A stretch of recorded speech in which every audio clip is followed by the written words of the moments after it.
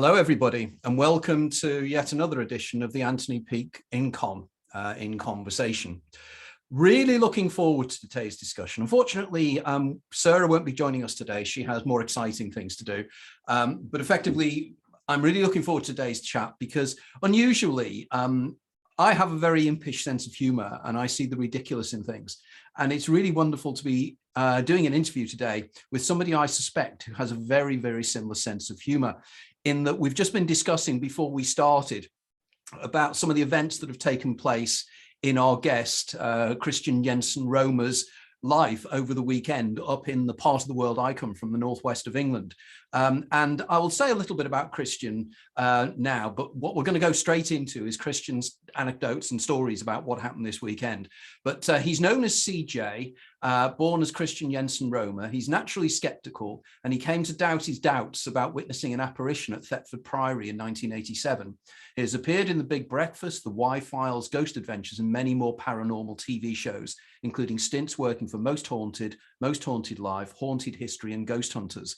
And I know from my own experience of living in East Anglia, the area that he actually comes from originally is probably one of the most mysterious and interesting parts of the country at the best of times, where he's born fairly close by to places like Borley Rectory and the other interesting areas of South Suffolk. But CJ, if you can tell us a little bit very quickly about the events that took place this weekend, because I'm sure that everybody out there will be quite interested to hear about this. Sure. Well, one of the benefits of being chair of ASSAP, which is a psychical research group, I'll talk about that later, I'm sure, is that every so often you get freebies. And there aren't many freebies in my life. The life of an aging, somewhat ridiculous academic doesn't get you to go to many fun places.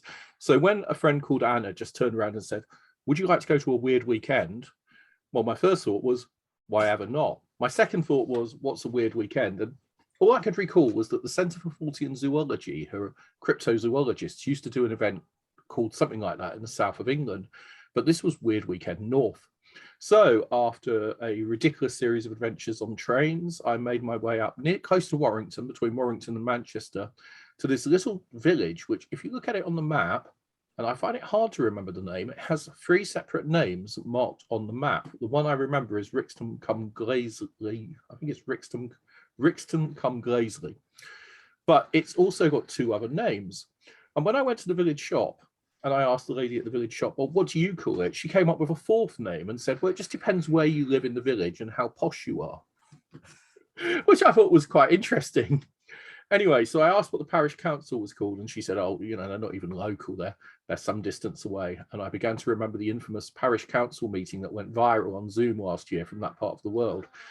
But before we got into Jackie, you have no authority here, I went and I asked the chap who'd organised the event, well, why did you choose this place, which is somewhat remote? I came by Earlham, took a taxi, got out here to this rural little village, and why did you decide to do it here? And I think the impression I got from what he said was, it was because the village has so many names and nobody knows what it's called, and that kind of ambiguity is just perfect for the event.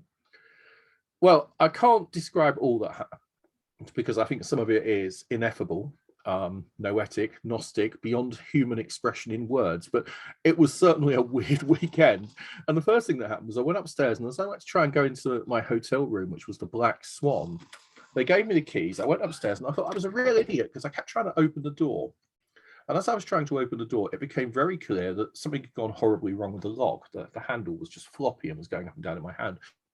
So I went downstairs and feeling very embarrassed, I said to the lady behind the desk, I'm sorry, but I think I've broken your door. And she said, oh, no, I'm sure you're not. I'm sure you haven't. It broke once before. We had to get a chap out to fix it. I'll come and have a look. But then as she came upstairs and looked at it, the whole thing became more mysterious because she said, someone's tried to force the lock. What? Someone's tried to break in.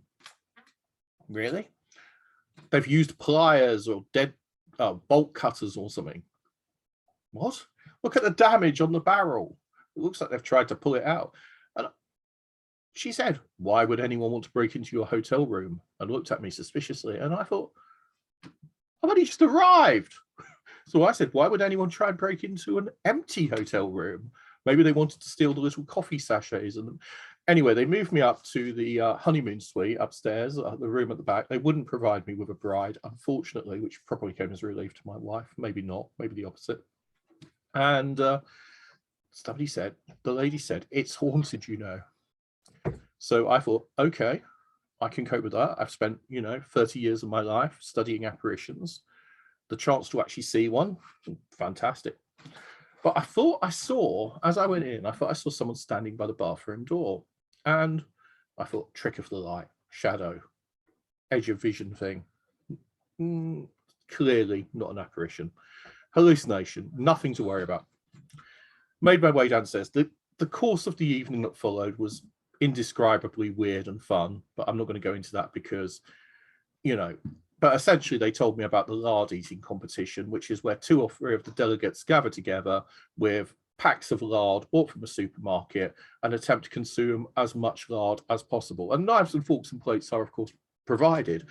But this year they made the event timed, for which I was very grateful, mainly because I felt quite queasy watching it. Anyway, I didn't take part in the lard eating, but while we were hearing about the lard eating, I spent a pleasant evening. I bumped into Alan Murdy from the Ghost Club, and he's an SPR council member. We grew up on the same street in Bury St Edmunds, so the fact that we grew up within 100 yards of one another with Carl Grove, an expert on time slips, who lived at the bottom of my garden, I wasn't to know that, and another fellow called Covington, who lived around the corner, who's written a couple of books on hauntings.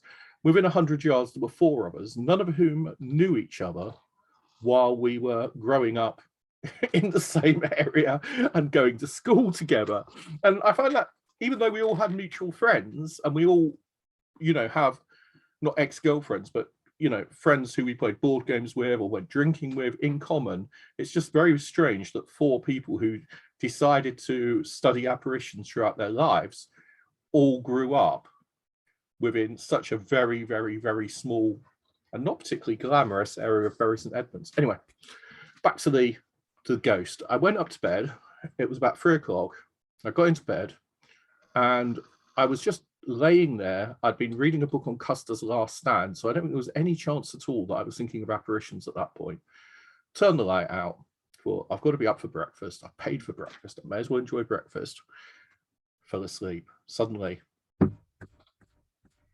footsteps came across the room. But the first thing was the bathroom door opened. And the bathroom door, like the window in this room, which I'm going to go and jam in a moment to stop it making that horrible squeaking noise.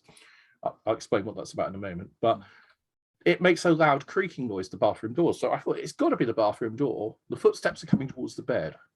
Now, since 1987, I have dedicated almost my entire life, 15 years postgraduate study, to attempting to understand what happens when we see an apparition. What do ghosts mean? What's the neurology involved in the ghost experience? What is the ghost experience? What does it mean spiritually? What does it mean psychologically? Are they communicating some kind of important truth to us?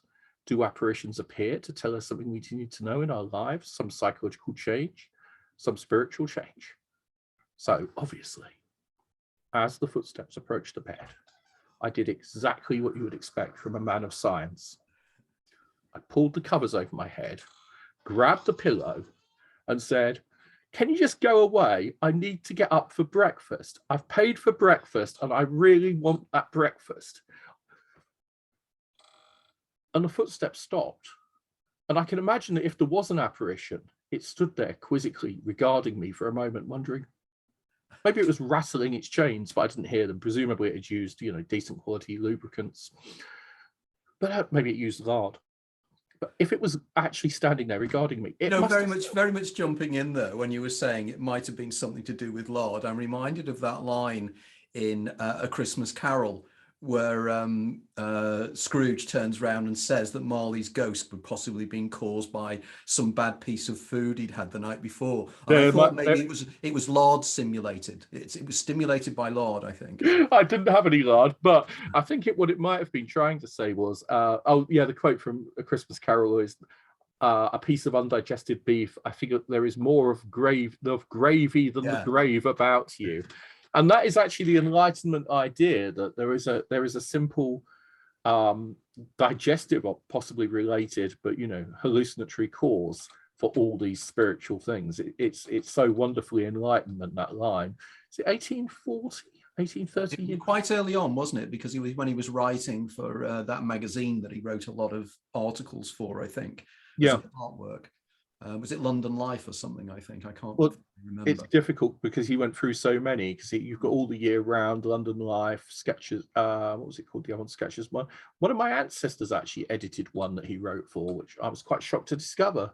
Really? Because I thought my ancestors spent their time digging ditches, but apparently when they weren't digging ditches, they also, one of them actually also edited a London literary journal. But there you go. Okay. So the apparition looms over me, and I'm afraid to say that I did not look, and I stayed under the covers. And in the morning when I woke up, I was quite refreshed, and I thought, oh, I'll go and look for the blasted ghost now. And I called it, and nothing happened. And unfortunately, the next night, as you can only imagine at Weird Weekend, I had to change hotels because they needed the room because they had a Neil Diamond impersonator in. And although I sang Sweet Caroline a few times, they were not, they weren't going to have it. So as they had their Neil Diamond. I think the ghost was probably crackling Rosie, if we're going on the kind of edible side of things, maybe. So yeah, it was that kind of a weekend. It was great. Ellen Murdy gave a talk on Borley, which, if you haven't spent so much of your life listening to stories about Borley, would have been absolutely amazing. I really enjoyed it, and I mean, I have been bored by Borley for decades. The Case of Borley Rectory and Harry Price. I saw some amazing talks on cryptozoology, including one that amazed me, because it surpassed what Rene Hayes used to call my boggle threshold. And we all have our own individual boggle threshold, which is the point at which it becomes so ridiculous that we don't believe it. Do you know what I mean by that? There's just, and this particular talk, once we'd established that I was sitting in the back row next to Professor Gandhi, who talked on the Aintree Spectres, which is a really interesting case. And Prof. Gandhi, he is a fantastic academic who worked for the National Health Service, but he is also, as well as being a very serious academic, a very serious Fortean researcher. His articles in Fortean Times are wonderful. Again, He comes from, I'm from the Wirral, so a lot of the things he talks about are very personal to me as well. Ah, okay. Well, the two of us, he's got an impish sense of humor, and we're sitting in the back row, and there was this chap who was talking about werewolves, and he just showed map after map, and that they were covered in red dots. And I thought he said, I couldn't quite hear what he said. So I turned to Rob and said, Professor Gandhi, and said, is he showing us maps of dogging sites of England? No, it was dogman sites. But my hearing not being what it is. But unfortunately, I said it slightly too loud, and several rows around me heard it. So I think my credibility at that point had reached an all-time low. Anyway, a friend of mine who's a creationist author, evangelical Christian, very, very committed Fortean as well, and very interesting guy. Certainly one of the most philosophically astute people I know, Paul Garner, but he writes books on young Earth creationism, which I think is truly challenging from a position of any kind of perspective. He's a great guy. He offered me a lift down to the Holiday Inn, and so I managed to make it down there. And the next day I came back and listened to talks like Yeti in India. And anyway, I made it back. It was a truly bizarre experience. And if you ever have the chance to go to Weird Weekend North, it takes place between Manchester and Warrington. I have absolutely no connection with the organisation at all. The only reason I got invited along was because a friend of mine had bought a ticket and wasn't able to go, so she passed the ticket to me, and I decided that I'd never been to Warrington, so I was going to go and see it. Warrington is a beautiful city. I was very impressed by Cheshire, actually. I mean, it was nothing at all like I expected. So it's the wide streets. There's a very regal air to Warrington, I found, which I think probably the people who live there might find that a bizarre statement, but I found it much nicer. Well, as you probably are aware, one of the suburbs of Warrington is Daresbury, and that is where Lewis Carroll Dodgson was the vicar. and every year they have a festival there. And a previous guest of this actual podcast was one of the organisers of that. So Warrington is very interesting, and Cheshire as a county is quite fascinating. As a person brought up in Cheshire when Wirral was in Cheshire. I lived in Alderley Edge for quite a few years as well, so I know that area extremely well. Also, as I know the area you were brought up extremely well, and I was quite fascinated that you referenced the Borley Rectory, which of course, you know, with Harry Price and everything else, was some fascinating things there. But I'm really interested as to how we get into the kind of interest that we mutually share. So what was it that stimulated your interest in the mysterious, the occult, apparitions and such like? Was it a personal experience, or was it just academic interest? It was a personal experience. I chose to pursue the academic career I did because of the personal experience. If you excuse me one moment, I'm just going to attempt to close a window. I've come back from the weekend. My housemate has COVID.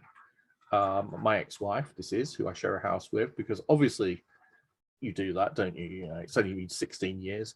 And she has COVID and I'm being very warm, so I open the window, but it's just blowing backwards and forwards. So if I appear incoherent, you'll have to forgive me. I might have caught the fashionable plague of the month, but I ramble on like this anyway.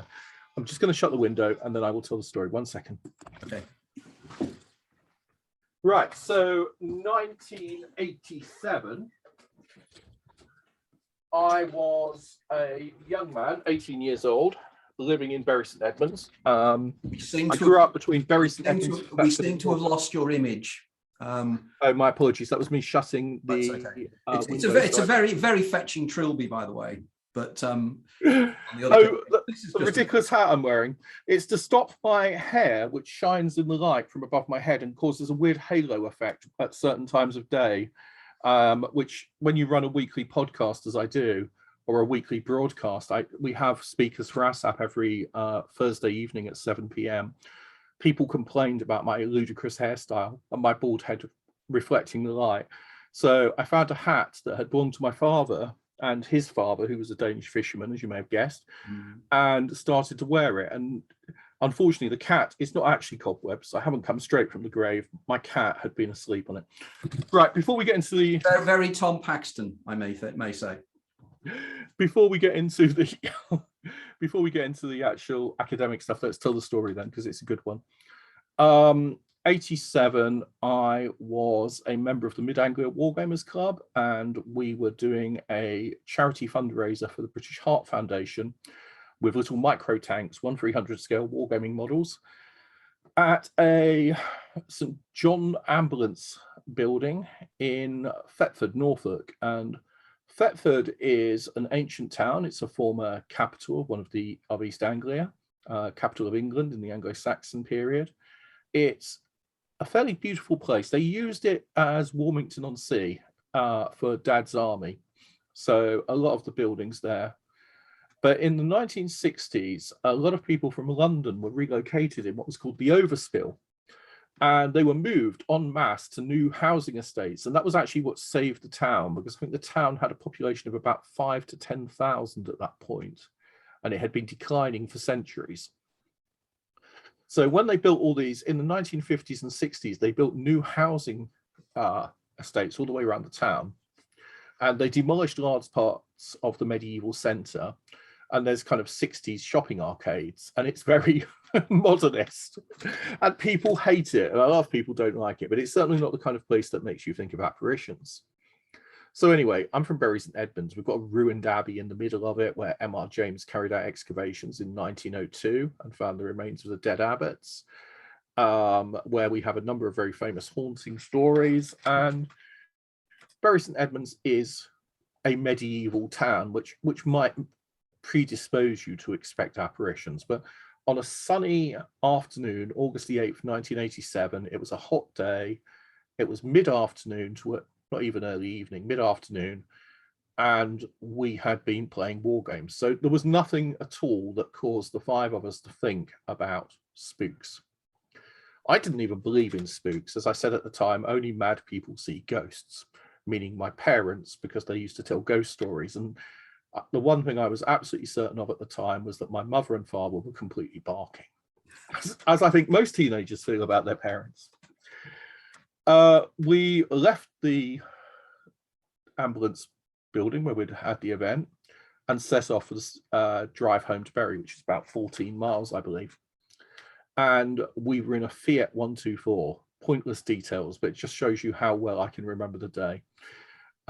Dave the Munchkin, or David Orchid, as he was actually christened by his parents, but known to all who knew him as Dave the Munchkin, was driving. And Darren, who looked like a young blonde pop star, he looked like Jason Donovan's, he looked like Jason Donovan. That was exactly what he looked like.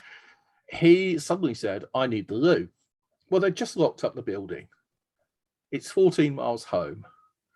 And we're driving through the middle of a 1960s town. And he said, "I need to loo quite badly." And I said, what do you mean? He said, "I just need a wee." Well, we're 18-year-old lads. So what do you do? Well, we're not going to knock on someone's door. We don't have any money to go to the pub. So we're just looking for a lay-by or something. And we're on a flyover that runs through the middle of the town. You know, they demolished all the historic part of the town and just built this flyover through the middle of it. So Dave pulls the car off and we just end up parked up in a lay-by. And luckily there are some old ruins ahead of us. And amongst a field of ruins, which is quite extensive, there's some bushes and walls. And it's clear there's cover where someone could slip to the toilet. Why am I sharing all this pointless detail? Well, because it gives you the idea of just how mundane and, you know, how ridiculously prosaic it all was. It was a hot day. We got out of the car and we strolled over. And a couple of the guys lit cigarettes. There are 5 of us: Marcus Holland, Darren Lorkin, Axel Johnson, myself, and David Orchid. So, you know, all these people are on Facebook. You can ask them questions. There's no reason for me to lie about this experience. We get to the far side of what is clearly some kind of medieval ruin.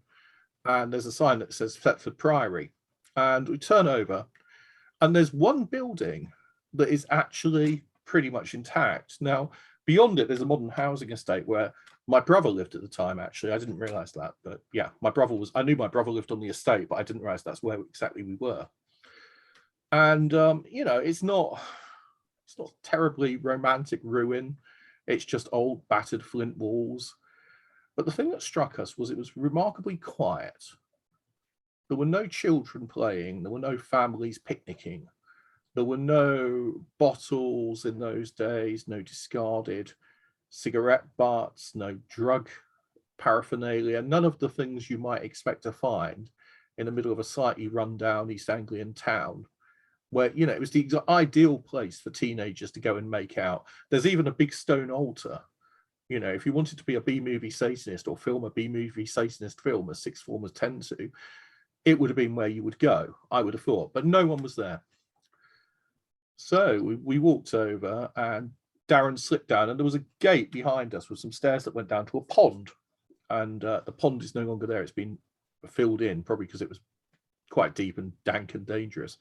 And just beyond that, the river, the Fet, I assume. But we were standing around chatting. And at that point, Dave, I think, first said, "Look at that fellow up in the ruin."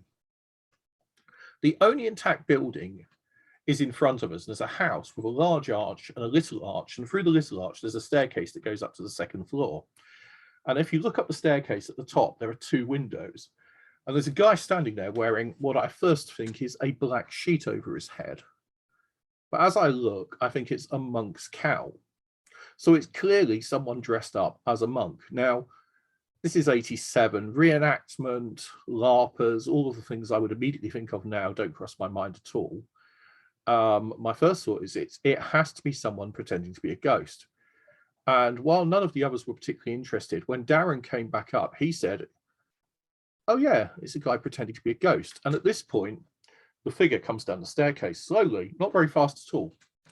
But they've been observing us and they start to walk down the stairs. So Darren said, "He's pretending to be a ghost, let's get him." Now, we all grew up with Scooby-Doo. And I think, you know, we were expecting him to pull the costume off and say, "If it hadn't been for you pesky kids, I'd have gotten away with it," or the other way around, "I'd have gotten away with it wasn't for you pesky kids." So Darren launches forward. And of course, he, as I said, looks like Jason Donovan. He looks amazing with his blonde hair flying as he runs forward. And then he says, you've got to imagine me asthmatically wheezing as I jog after him, being, even in those days, a little bit plump, perhaps, coughing my lungs up and shouting, Darren, don't, you'll get us in trouble. Stop it. As we get closer, there's something slightly odd about what's going on. And I shut up, and I can't remember exactly what I was thinking as we hit the staircase. But the chap turns around and retreats up the stairs, as you would do if a couple of teenagers come barreling at you while you're just innocently pretending to be a ghost. And the others are looking around for cameras, assuming that somebody's filming something and that we're running into a movie set or something. But no, there's nothing like that going on. And that's when it all goes wrong, because Darren falls through the stairs. I fall through the stairs. There is no staircase. We slam into the back door. We look up into the back wall. We look up, there's not even an upper story. There's nowhere for anyone to have been standing. And luckily, Darren absorbs a lot of the shock from me hitting the wall. But I am in such a state that as I turn and I shout, there's no staircase, there's no staircase, the other three who are watching at a distance suddenly realize that there is no staircase, and the building is far less intact than we thought. So they're about 100 yards behind us, maybe 50 yards behind us. Yeah, that's probably nearer 50 yards. Yeah, definitely nearer 50 yards. From where we are, Darren and I look at one another and Darren said, it's got to be a ghost. And I said, there's no such thing. And we start to run. And as we start to run, Axel and I both recall one peculiar experience. Part of the experience was we had a feeling that we were sinking into the ground. And at the time, I could not understand what was going on. And I started to think, well, maybe, and I think possibly the physical sensation of sinking into the ground led to the impression that the walls were becoming more pronounced, which both me and Axel agreed on. And then Axel shouted the most ridiculous phrase that I have ever heard in my entire life. And he's living in Canada now, and he's a pretty solid materialist, but he remembers shouting the line, and none of us really can remember exactly what happened on that day. I'll get back to that in a moment. But what he shouted was, jump the walls, break its reality, jump the walls. And we all understood what he meant. What he meant was that we were somehow moving into a phase where the Priory was more real, and we needed to transgress to try and break that, to get out, to ground ourselves. But it's not something that your average 18-year-old goth normally shouts on a night out or a day out. So we're running. What I actually think was happening now, from my far more cynical and having spent years of my life training in different things, including psychiatric nursing, is that I was having a panic attack, but the anxiety was causing my legs to turn to jelly, which I think people do experience, by which you can't, and that legs turning to jelly feeling was what I was interpreting in the chaos of that moment, the complete confusion of that moment, as being sinking into the ground. So I think there was a real physiological cause for the experience, and I think Axel was probably the same. We get back to the car, and when we get back to the car, David Orchid, who was doing his A-level in psychology, said, but whose mother was a psychiatrist, and whose father was, I don't know who his father was. But anyway, it doesn't matter. They both worked at the hospital. I think it might be, no, that was Pete's father was the electrician. Anyway, it doesn't matter. Turns around and says, whatever we do, we're not going to talk about this now, because if we talk about it, we'll never know what actually happened. Let's go back, sit down, and write down what happened. And luckily, not only has he kept his wits about him and decided we need separate accounts, he's also the driver. So we actually make it, and we drove as far as the Cadogan Arms, or the Cadogan Arms in Ingham, which is a pub. And at that point, we were all so horribly emotional that we had to pull the car over. A couple of people were in tears. Everyone's just in a real state. But David continually says, no, this happened to 5 people in broad daylight. We're going to record what happened. We drive back to we have a few minutes to get ourselves together, drive back, and we tell my father, who says, ha ha ha, ghost, what nonsense. Here, have some paper and pens. And he gives us all paper and pens, and we write our accounts, which David keeps. And that's what makes the case interesting evidentially. We didn't all see exactly the same thing, but we all agree on the basic principle, which is our drawings differ. Marcus, for some reason, draws what looks like Spider-Man in a black suit. If you can imagine Spider-Man coming down the staircase, so that the kind of black, the hood, the close-fitting body. I draw what looks more like a woman in a crinoline dress or a black triangle with a smaller black triangle on top. And I say there's 3 glittering dots in the stomach area. But there's general agreement, apart from, who was it? One of the accounts says that as it came down the stairs, it looked like a figure. But as it went back up the stairs, it turned into what looked like roiling, bubbling smoke. Wow. But none of the rest of us saw that. So there are minor disagreements in our perception.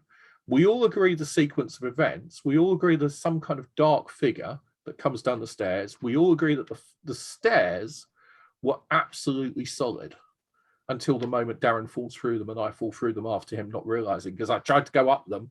And if you've ever taken one too many steps in the darkness coming down the stairs and you felt completely shaken up. So we get back, we record our experience, and Dave goes to the hospital.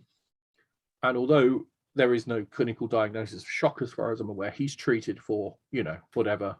He receives medical treatment because he insists on going to A&E because he's shaking so violently. He's the guy who drove, the one who was in the best condition.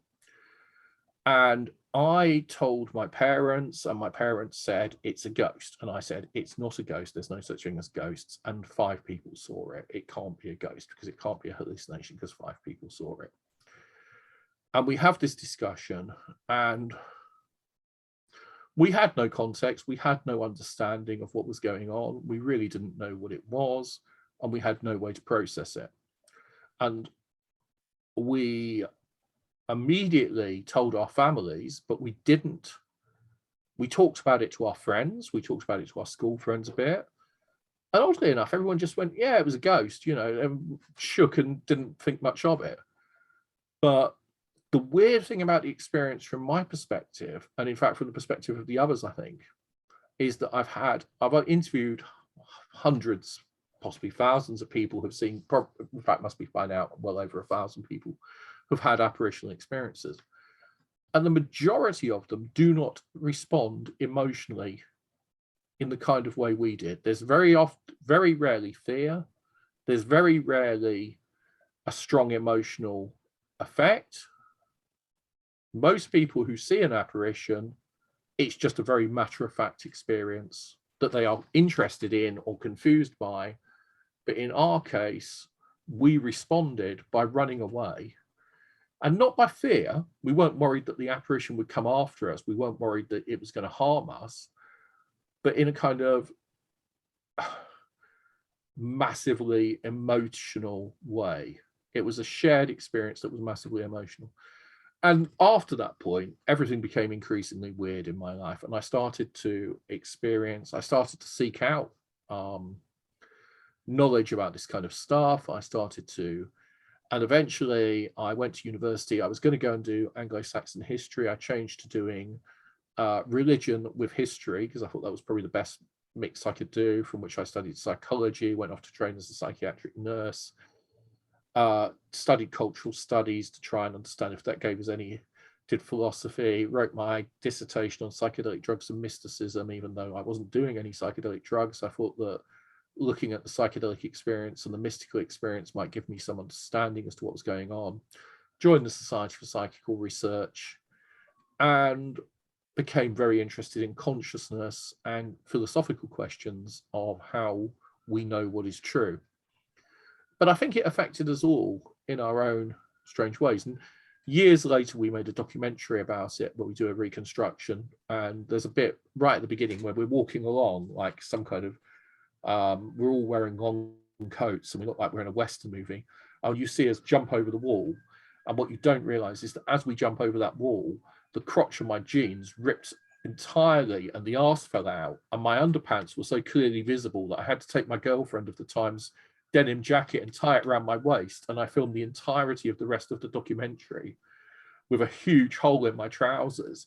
And whenever anyone walking their dog or any ladies went by, the rest of my friends had to cluster around me, or the film woman would come and hold up something in front of me so that to prevent us being arrested for gross obscenity.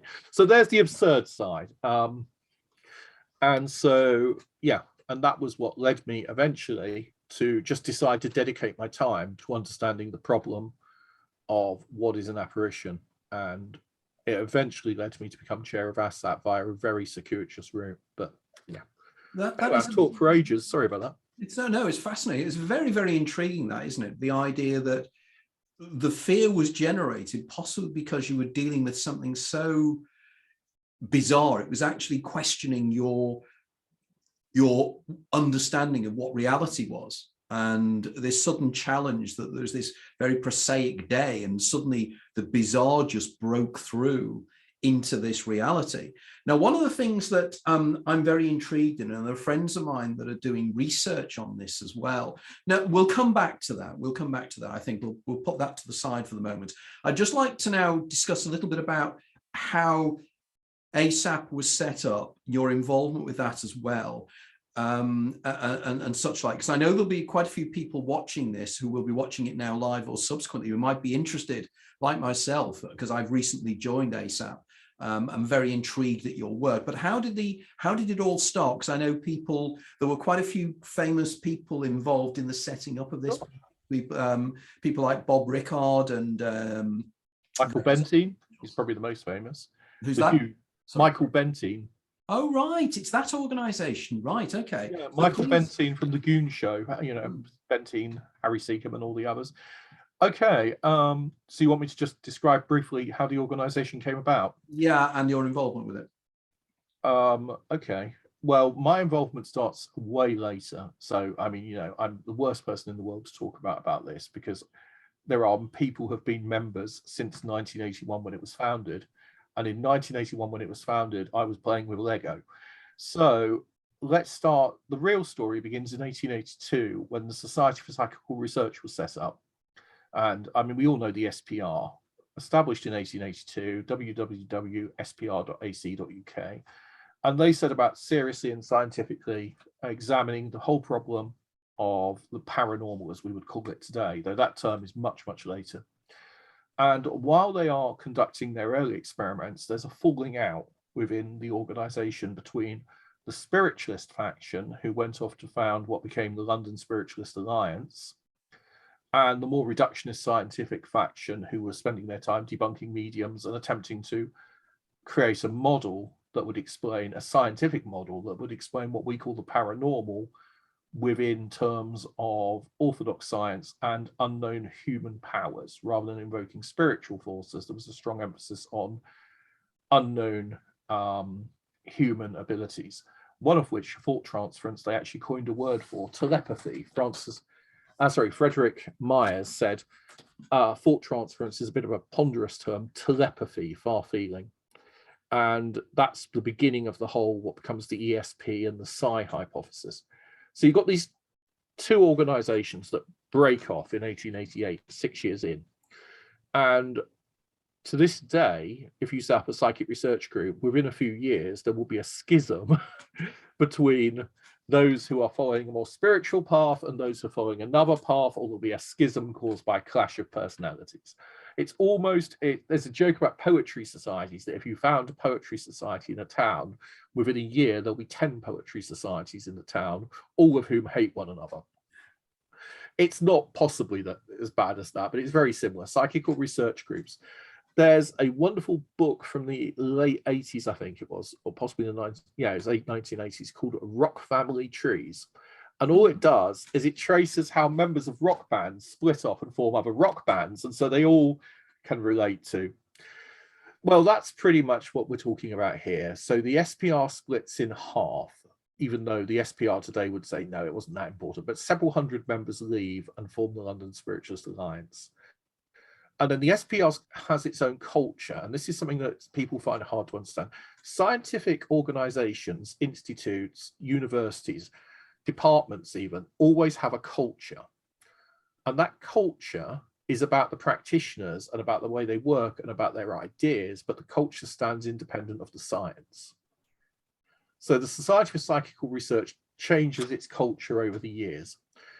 And throughout the 1920s and 30s, Harry Price then sets up the next sort of schismatic group, or the next major schismatic group, for the sake of my simplified storytelling. And he calls it the National Laboratory of Psychical Research. And his interest there is in, you know, making himself sound more important and prestigious. There's a question of authority. So the Society for Psychical Research, founded 1882, but then he's trying to get endowed by a university, so he sets up the national. And Nandor Fodor, meanwhile, is hired by some spiritualists who are coming from a completely different, more spiritual, mystical dimension, and they want him to do something similar, and they set up their own institute. So by the late 30s, London is peppered with rival competing psychical research organizations investigating hauntings, poltergeists, mediums, and psychic phenomena. And we tend to forget how much genuine work has been done in the field. Most people aren't aware that there's 150 years worth of journals. And if I just reach up here, I can pull down a couple. Obviously, there are many, many more. Sorry, that's got my COVID test I've got to take afterwards, isn't it? There's the European Journal of Parapsychology that you can download for free online. Every issue is available now as a PDF because it's no longer produced. But if you just Google European Journal of Parapsychology, and this is the ASSAP journal, Anomaly, Journal of Research into the Paranormal. But there have been, since 1882, the SPR has published a Journal of the Society for Psychical Research and the Proceedings.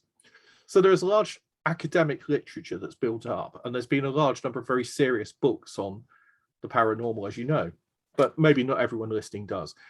81, there's a cultural shift again, and in the SPR, up at the Arthur Koestler, I don't know how you say the name properly, but he's a famous writer, wrote a very famous book on the Spanish Civil War. He was a left-wing intellectual, and he left a bequest to found a parapsychology unit at Edinburgh University. The Koestler Parapsychology Unit is still there today, the KPU.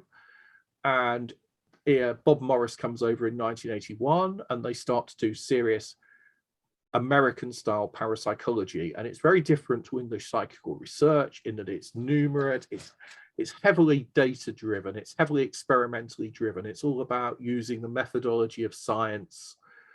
I'm tempted to quote Aleister Crowley, who said, was it, we place no reliance on virgin or pigeon, our method is science, our aim, religion. So, which always makes me laugh. But yeah, no, this was the other way around. They were trying to examine spiritual concepts using scientific methods. And the KPU carried out this huge program into telepathy, ESP, and they used a method called the Ganzfeld. I'm sure most of you have come across the Ganzfeld. I'm not going to. So, but because of that emphasis and because of the arguments within the SPR over the Enfield case, almost any case the SPR ever investigates, you end up with a minority report and a majority report. And one report says it's all true, it happened, and the minority report says it's a load of nonsense, it was rubbish, and the other investigators are idiots. And you know, it just seems to be the way, and it's what happens because the SPR very intelligently doesn't have a corporate position on the reality of any phenomena. So they only have individual members' positions. So therefore, their reports include the minority report and the majority report, and you get, and it's exactly the same with ASSAP. We get opinions varying all over the place about the true nature of phenomena. We don't say, but in 81, a lot of people had been involved in investigating what we call spontaneous cases, apparitions, psychic phenomena that occur without any kind of deliberate intent, i.e. not necessarily mediumship, but certainly not experimental stuff, but it's real life experiences that occur in the wild, said, enough of this, we need to form a new organization because we're just not getting any coverage. It's all gone university based. And just as in the 20s, archaeology splits into the archaeological discourse becomes increasingly about chemistry, physics, and measuring the soil and mathematically analyzing sites. You also in the 20s had the antiquarians who split off and who were an older discourse, but who are about the importance of landscape, the importance of history, the importance of folklore, and the antiquarian discourse, which is the older discourse, is forced out of archaeology by the professionalization of archaeology.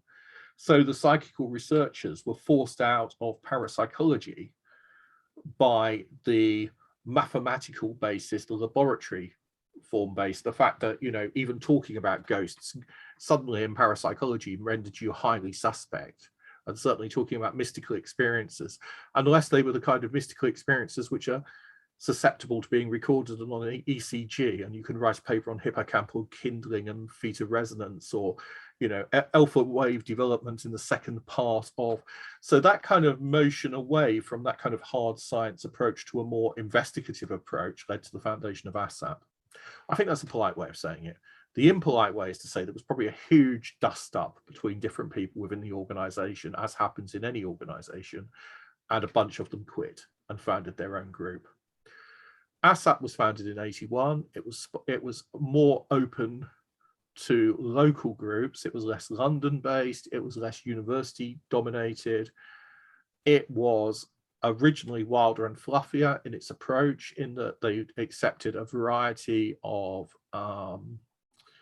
a wide variety of approaches to studying the paranormal. They looked at things such as earth mysteries, ufology, and I think the difference largely between ASSAP and the Parapsychological Association, hardcore university-based experimental. SPR, very much somewhat dry but highly dedicated investigators of the paranormal, but writing in an academic framework. ASSAP, much more in the antiquarian tradition, much more open to different perspectives using different methodologies. And that changed in ASSAP as ASSAP over the years became much more, what's the word I'm looking for? I'm tempted to say almost fossilized. By the time I joined, there was a strong skeptical tradition within ASSAP, and there was also a strong tradition of data-driven research and university-driven methodologies. And certainly we have a tendency to, well, we have a policy of not using psychic methods on investigations, so not invoking mediums, etc., which I've actually recently questioned. Because as you may have gathered, I think part of the advantage of ASSAP was that it was a Fortean approach. Because the only way we will progress is to draw in ideas from different disciplines, and to attempt to establish what is paranormal, what is supernatural, whether there is a subject, and which is the way forward. So I'm very open in my personal approach. And I became, 7 years ago, I think it was, I became secretary of ASSAP because everybody had quit, as occasionally happens, because of the demands of running committees, etc. And we quite often, over the years, you get periods when a whole committee will resign and there's a cultural change when new people come in. And for 7 years, I was the secretary and did the grunt work of just, you know, writing letters and dealing with things. And then they made the terrible, terrible, terrible mistake of our chair had to stand down for family reasons. And they said, CJ, would you be chair? And they've regretted it ever since. So for 1.5 years, it's been myself rambling on. And one of the things I've done is tried to open it up to the public as much as possible. We try and have local groups, local meetings, not be London based, and not force a specific culture upon our members. And we've got a conference, Seriously Strange, which isn't as weird as the Weird Weekend, but it's a lot cheaper than the SPR conference. That's our major bonus, is we're cheap, at the University of Bath on September the 2nd and 3rd. We've got enough speakers because we've booked speakers for 3 years, and for 2 years, COVID stopped the conference. So we've got so many speakers, we've had to now book for next year's speakers as well in advance because it's that ridiculous at the moment. And we actually are a very inexpensive organization. You can join ASSAP for as little as £5 a year. That admittedly only gets you the electronic publications. You get PDFs of the journal and magazines. But if, like me, you've got so many journals, you haven't got any room left and you're now sleeping on piles of journals, that's not necessarily a bad thing. If you'd like print copies of our publications, they cost £20. But other than whether you receive a print copy or an electronic, there's no difference at all between those who have paid £5 and those who paid 20. There is also a weekly webinar which runs for about an hour and a half every Thursday night with a notable authority on a subject. They range wildly on what the topics are, but they are consistently, I think, of very high quality, except when it's me, when they're rubbish. And whenever one of our speakers drops out at the last moment, I talk. So I did a series recently, for example, of 3 talks on ghosts. One was Ghosts, M is for Mediumship, where I talked about the relationship between psychism, mediumship, consciousness, and what a ghost might actually be. Ghosts, R is for Recording, where I savaged the stone tape, but talked about the idea of recordings of apparitions and why it doesn't seem to work, but talked very heavily about Nigel Neal, about the culture, and about the original development of the idea and why it became so popular when it did. And I talked about the precursors in literature and how the notion of recording relates to things like anniversary ghosts and claims like that from British haunting tradition. And another talk I did, which shows you that we had 3 people who have dropped out this year, was, I forget what it was on, but I put forward my model I'm working on at the moment, which involves the actual neurological mechanics of what happens when we see an apparition and the relationship between apparitional experience and memory and emotion. And that doesn't mean to say, by the way, that I believe that apparitions are reductionist, are simply hallucinatory and can be explained in reductionist terms, because I don't.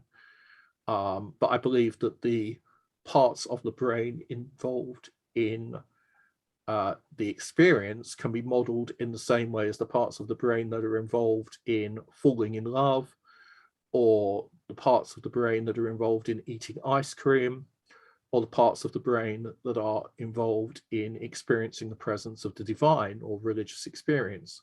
So just because the brain is involved in an experience, the brain's involved in all experiences, but that doesn't tell you the actual value or quality of the experience. It doesn't tell you the origin of the experience. Religious experiences, like the experience of eating ice cream, are still utilize the brain, and the relationship between consciousness and the brain is at the absolute heart of all we do, I think, in terms of psychical research.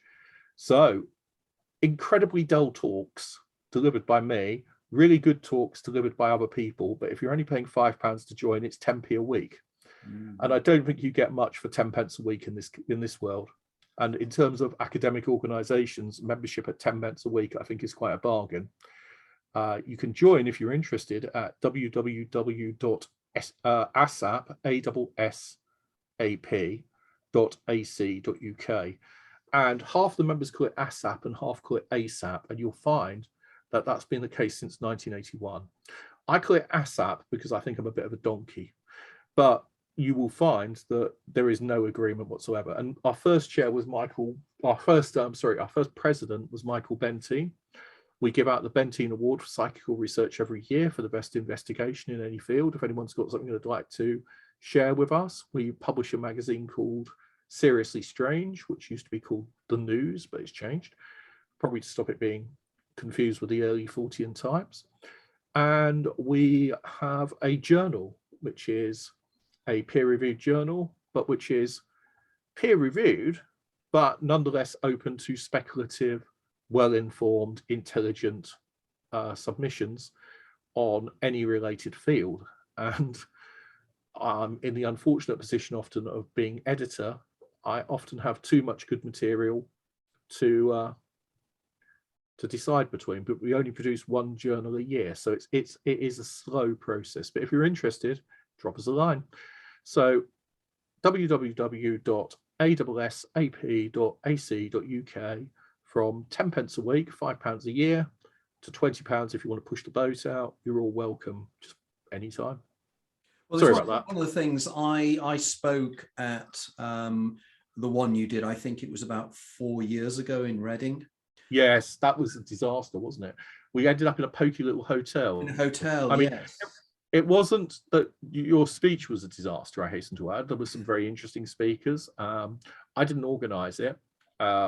Norrie organises our events. She does a great job, I'm sure. I don't have much to do with, we've got a committee nowadays which does it. And I was only the secretary in those days, but it was the one where famously we were meant to have a special guest speaker who failed to turn up. And the chair at the time, Dave, left me a note and said, family reasons, child's ill, got to go. And him and his wife left with Barnaby. And I was left just before the gala dinner, which was not much of a gala dinner. It was more of a sort of fairly pleasant hotel meal in a pokey hotel with a room that was too small. And he left me a note. And I went up to introduce. He said, I'm not going to reveal to anyone who the special guest is until, they actually arrive. And I opened the thing, expecting the special guest to be ushered in. And the note says, special guest cancelled. You'll just have to make it up as you go along. Oh, dear. Which led to that classic line, and now a man who needs no introduction to any of you from me. Right, okay, sorry, no special guest. Hey, and I rambled on about myself and Reece Shearsmith. We've been ghost hunting earlier in the year. So I thought, well, he's not here this year. He often does turn up, but he's not here this year. So I'll just tell the story of how he ended up locked in a hotel room being haunted. And I was downstairs in the road while he was wailing at me out of the window, complaining that he might never return home, because it was bizarre. He went into the haunted room, the door broke, he ended up locked in there, opened the window, and he's shouting down to me below. And the porter can't manage to get the door open. And in the end, we had to use a screwdriver to take the door off, which is like something from League of Gentlemen. It is. But yeah. So at least I told that story only in considerably more detail. And luckily, I was not lynched. But therefore, when I say Reading, that's what I mean. I don't mean that your talk was anything less than excellent. Yeah, it's the only one I've been to, and I really enjoyed it. And I spent a lot of time chatting with the guy that died recently, really sadly, Dr. Terence Palmer. Yes.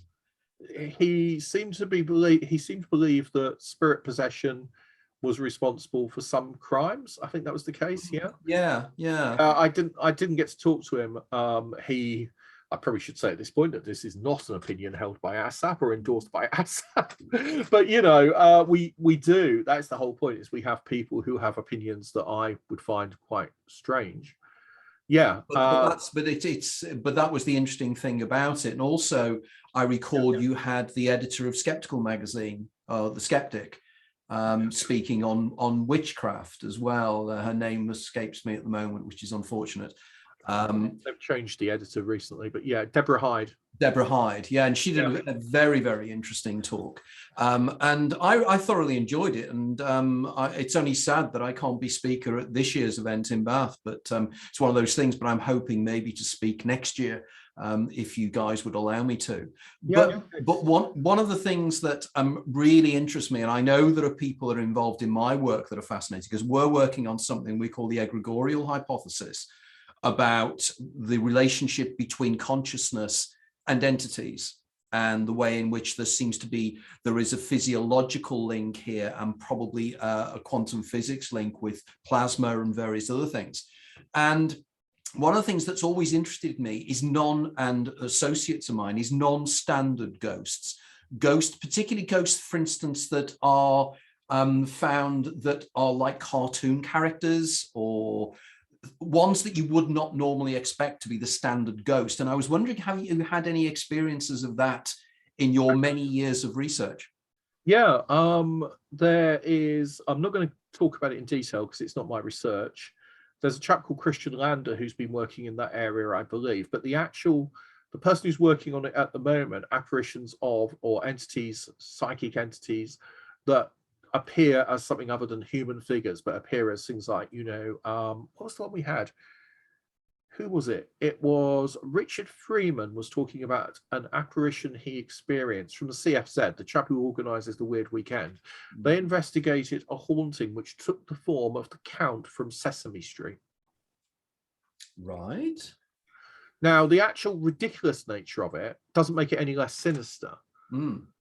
And Sarah Spellman, who's in Korea at the moment, South Korea, not Sarah Spellman, Samantha Lee Treasure. That's my associate. Korea. Samantha, yeah, I don't normally mix up my young blonde ladies, obviously. Samantha Lee Treasure is in Korea. She's working on that field at the moment. Sarah Spellman is at Oxford, and she's also interested in those kind of experiences, I believe, because we had some correspondence. They're both medical anthropologists. You call it the egregorial hypothesis. Egregores to me were psychic nasties. They were in ritual magic. They were entities which were generated in a place and which stayed, and which the Golden Dawn used the lesser banishing ritual of the pentagram to clear their psychic working space from them. But I don't know, that's the only place I've ever come across the term, is chatting to magicians. And I've met absolutely. I mean, there's a guy called Mark Stavish that's written extensively about this, an American researcher, and I'm very much taking it one step further by applying known quantum physics and some of the effects of holography as well, and the generation, the way in which we seem to be able to collectively create these entities. And in this particular case, like Samantha Lee Treasure and myself, we're both involved in recreating with another researcher, possibly an upgrading of the Philip experiment. Okay, yeah. So I've worked with the Philip experiment. I mean, my actual interest is Bachelor's papers that were a precursor to it. It's interesting, actually, that Barry Lee Colvin's work on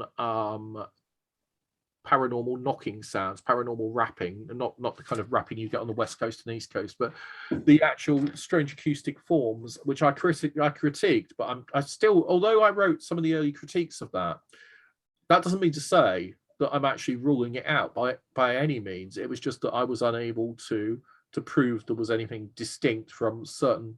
Doesn't matter. We won't go into the whole. It's too technical at the moment. I'm too old, and it probably would bore everyone to death. But there was that research that was very popular about 2010, which seemed to suggest that poltergeist experiences have a peculiar acoustic properties, sustained attack, etc. It's actually in Conjuring Up Philip. He comes to the same, so you can find it in one of the appendices there. So it's interesting how ideas 30 years on, it's rediscovered as a notion. Oh, what have I done? Okay, there you go. I knocked on the table and it somehow must have jogged the camera. But the whole thing, the whole experience, the whole Philip experience is something that I've been working on with Laurie Emma Buckley, who is one of our most important members. She's on the committee.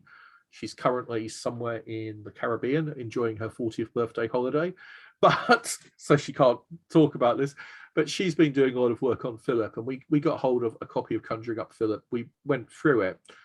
Over the last 30 years, I had been experimenting with Bachelor's notions about how he used, was it the methods he used in table tipping. And I think the only other person who worked in that particular avenue was Serena Roney Dougal. I know Serena. Yeah. And Serena and I both have a strong interest in Bachelor and in some of those aspects. Yeah. So we obviously probably have met lots of the same people, like myself and Ellen Murdy. It's just ironic that we don't very often come. I found your book, your first book must be many, many years ago in book sale, of all places. And I was able to get a copy just because, for some reason, some copies of it had ended up in our local book sale. And you don't find works on psychical research. And I bought it for a ridiculously small sum, £3 or something, took it home, put it on the side. And usually, if I buy books in book sale, they live forever by my bed until the cat knocks them over and they're moved into a corner, and then 10 years later I might look at them. That night I picked it up and started to read it, and I was fascinated, and I read the whole thing, and I ended up writing a review of one of your first talks at the Society for Psychical Research for one of their journals or magazines. You were down there, and I wasn't able to attend, but they decided that the person who was meant to write the review didn't have time, so they sent me the recording. And I don't think that ever happened before or since. So I suddenly, Jack Hunter or somebody sent me the recording.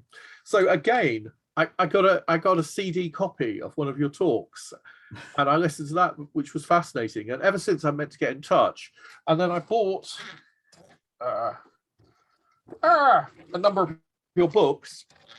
well, not women in the Middle Ages, but the yellow one, which I can't find now, obviously, because I put it down somewhere, and work through those. So I'm aware of who you are, but we've never actually met, as far as I know. No, we haven't. And what I think, again, it's quite interesting here. There's been an immediate, we have a very similar worldview and a very similar anarchic sense of humor that I particularly like, because we have to see how ridiculous sometimes all this is, but how utterly fascinating it is as well. And this is the thing, isn't it? You know, people have these experiences, and they do have these experiences. The question is, what is really going on? And that leads me on to your interest in the epistemological and the ontological basis of all this. I mean, what is your opinion? You've been dealing with the supernatural, the paranormal for many, many years. And I'm really intrigued and fascinated to know, after all these years, what is your opinion on it? You know, it can only be an opinion, I know, but where are your thoughts going on this? Okay, well, the problem is, to start with, I'm very much a tedious old academic. So you start with define your terms. And although I think you could probably say that my sense of humor and my way of approaching most things is a kind of radical agnosticism, closer to Robert Anton Wilson than most British authors, I think. I mean, Robert Anton Wilson and Tim Leary, again, had a kind of strange sense of humor that comes through in some of his writings. And Crowley, again, I think he's somebody else who had a terribly wicked sense of humor. And I think it's necessary if you're dealing with this kind of work. I think that kind of anarchic way. So anything I say is not meant to be holy writ. It certainly doesn't represent ASSAP's opinions. But I'll start by defining my terms. Paranormal I use to mean the junk bin of science. It's a term that arose very late. It arose in the 20th century. In fact, Fort uses it, I believe, but it's not a historical category or notion. I gave a whole talk where I traced the origin of the notion of the paranormal. You can find it on YouTube. It's on the ASSAP page. And it only ends because I think my cat knocked my camera off, and we lost the last 20 minutes of the recording owing to my cat. That's not unusual. These things happen. But you get the idea that what we now call the paranormal, and especially the kind of popular ghost hunting interest in the paranormal, is a constructed category. But for our purposes, the paranormal is those aspects of science that are currently not explained by any generally accepted hypothesis. I think that's what the SPR definition is. And I think that's a really sensible way of looking at it. So over the years, a large number of things that were once paranormal, like giant squids, for example, if you go back and watch old episodes of Arthur C. Clarke's Mysterious Worlds, some stuff that was once paranormal has now been explained.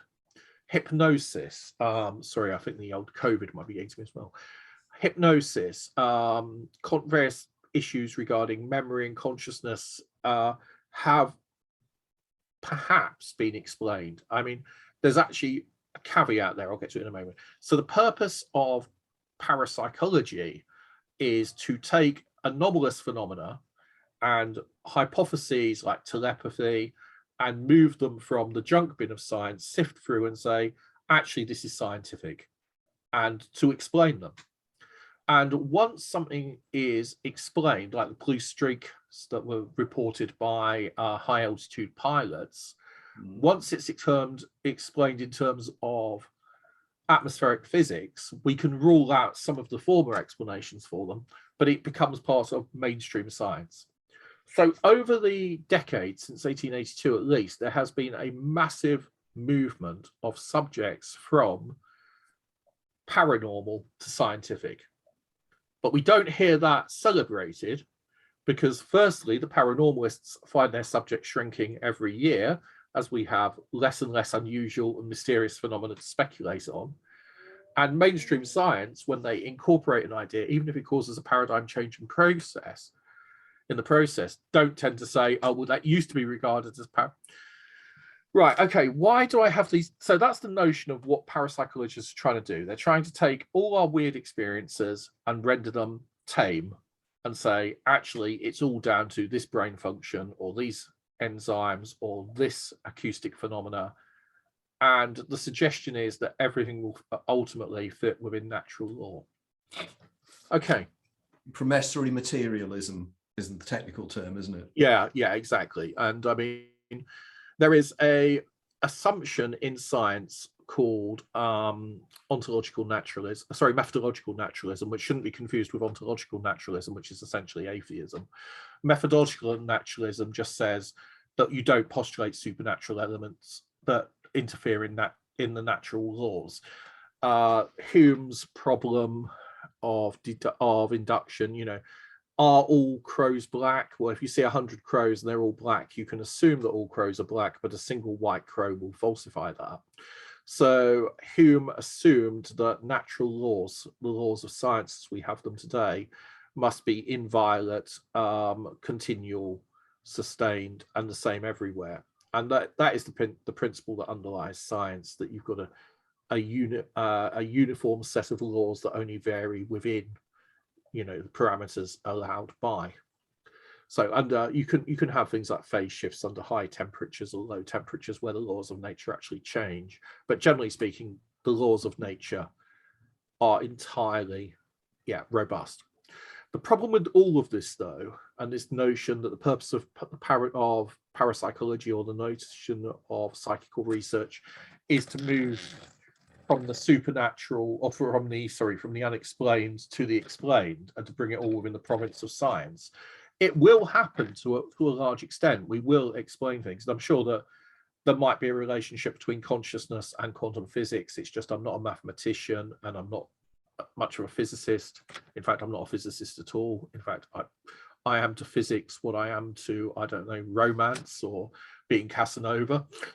I'm certainly not going to win any awards in mathematics. I might be able to work out the odds on the 315 at Cheltenham, but I'm not going to be, you know, proving like one of my ex-girlfriends who used to proof set the Journal of Quantum Physics. I'm certainly not going to understand any of that. I took one look at the pages and they used to swim like ants before me as she set out using very precise mathematical language each of the equations. She couldn't understand the equations. She just had to proof set them and then check them. And if you imagine, that is a horrendous job, because you must make sure they're absolutely correct and you have to use a highly technical, anyway.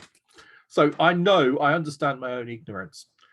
There is, however, a tendency in science to explain things prematurely. Let's give you 3 examples. I went through a series of papers. I did a literature survey just for fun on near-death experience and out-of-the-body experiences as 2 separate categories. And I looked at the brain, and I took models of the brain that are used by neurology students. And as I read each paper that explained near-death experience or explained out-of-the-body experience, I did them not at the same time, but subsequently, I lit up the part of the brain that was involved. And I'm not a great neurologist, but by the end of it, what I could tell you was that it would make a fantastic Christmas tree decoration. It looked like Blackpool illuminations. There was no consensus whatsoever.